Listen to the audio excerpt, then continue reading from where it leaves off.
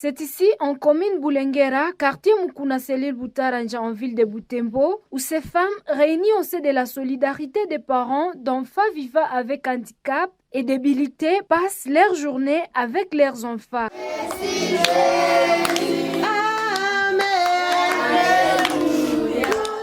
Ici, l'on trouve des enfants débiles, épileptiques et ceux qui présentent des handicaps physiques. Parmi ces enfants, certaines étaient abandonnées dans la ville, rejetées par la famille à cause de leur état. D'autres vivent dans leurs familles respectives, mais viennent passer leur journée ici avec leurs semblables. Cette femme, initiatrice du projet et a aussi des enfants débiles, a fait savoir que ces enfants, une fois ensemble, se sentent dans un bon environnement car, comme ça, ils reçoivent l'affection de la part de leurs encadreurs, contrairement aux réalités qu'ils pouvaient subir dans les quartiers.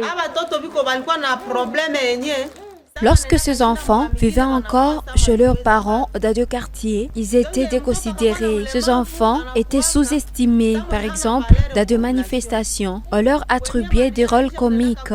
Pour leur offrir à manger, ce n'était que des résidus qu'ils recevaient dans leur maison. Ils se sentaient étouffés car intimidés par leur entourage. Par contre, ici, ils se sentent à l'aise vu leur poids commun.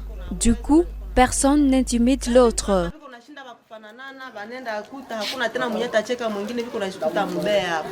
Madame Solange avoue que l'encadrement de ses enfants n'est pas du tout facile. Parmi ces enfants, il y en a qui peuvent guérir s'ils continuent à bénéficier de bons encadrements. Certains commencent déjà à s'adapter à la couture. Cette initiatrice du projet lance un appel aux personnes de bonne volonté pour aider ces enfants.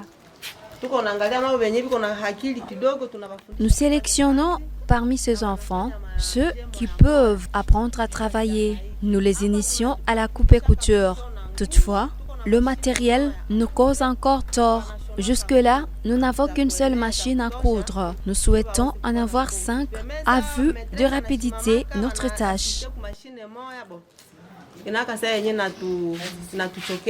Ces jours, cette solidarité des parents d'enfants vivant avec handicap et débilité, SOPED, encadre autour de 35 enfants réguliers. Parmi eux, seulement 3 passent nuit dans ces centres faute de moyens.